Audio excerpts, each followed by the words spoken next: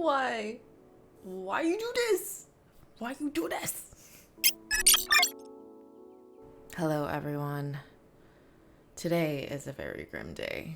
Like most of you, I watched the Final Fantasy VII 25th anniversary stream. Yes, it's been around for 25 years and I've been a fan for all of those years. My reaction of this stream is a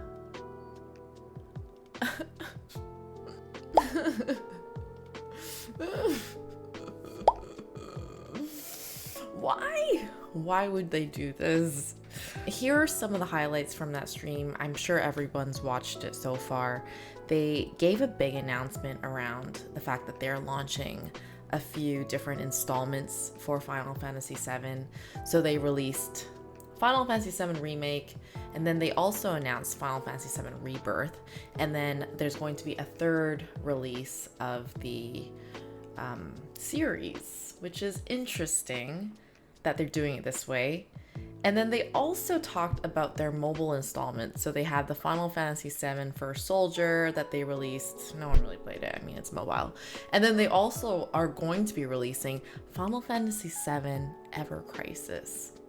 The biggest highlight of the entire stream was that they are remaking Final Fantasy VII Crisis Core, which was an excellent game. If you haven't played it, please definitely play it. It is part of the Final Fantasy VII series, and it's a crucial part because it also talks a lot about that hidden character which comes to fruition throughout the series, which his name is Zack.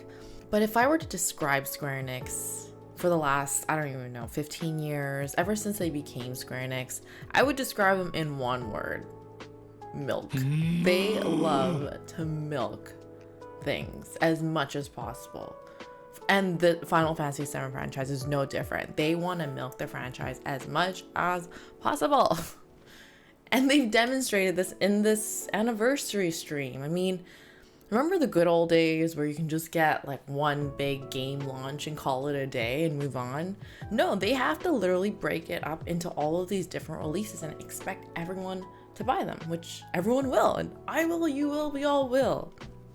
The one thing that bothered me the most about this anniversary stream was their introduction of these mobile games. So yes, people play mobile games, that's great, but to integrate a pretty strong part of the story into the mobile game was just like a huge turnoff. And on top of that, the look and feel of the game, I mean, that's kind of what we were trying to move away from, Square Enix. We were not trying to go back to 1997. You know, we are literally in 2022 now. Like, the chibi days are over. We want some good looking, muscular Cloud and Sephiroth figures in the game.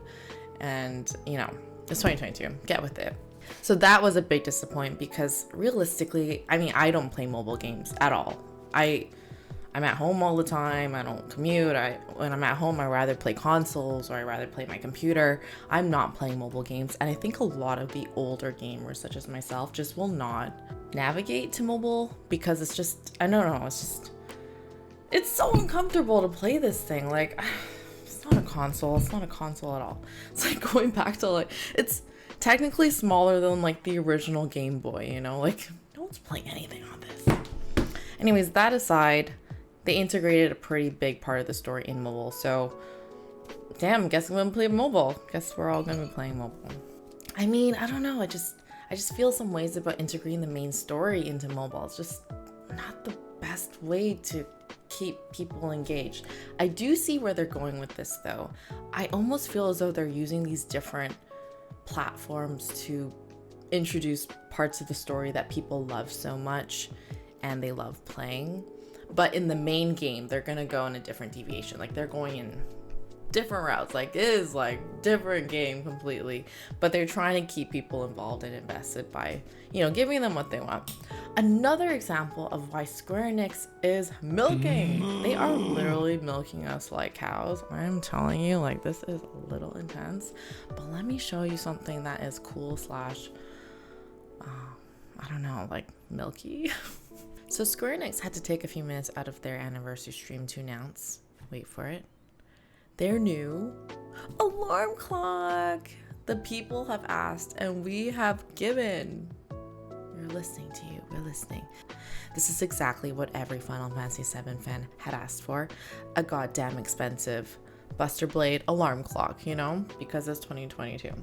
That aside, look at this price point. Like, we are literally hitting a recession, people, and we are now going to be buying a $199 USD Buster Blade alarm clock. But I mean, the biggest selling feature is that it is RGB. So don't worry, you gamers. We got you. We've been listening hard.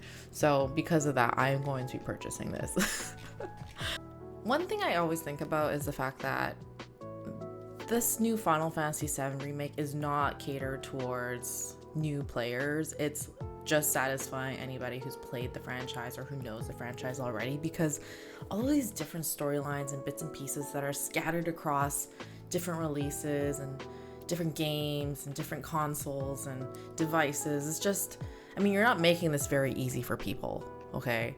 And I've said this before, but if I was a new player, like, who the F is Sephiroth? Like, why is this white-haired dude here? Like, what significance does he have to the storyline? Like, that's not explained, and they're just not making this an easy story to follow along at all. So while most fans are excited, I can't say I'm the same. I am looking forward to the new releases of Final Fantasy VII, but I'm not looking forward to how Square Enix is approaching their release, which is always going to be milky, and I'm not excited about these mobile games that take a step back into the old chibi life. It's like Final Fantasy IX and 7 all over again, which we're not trying to relive. Like I said, it's 2022, so Square Enix, do better.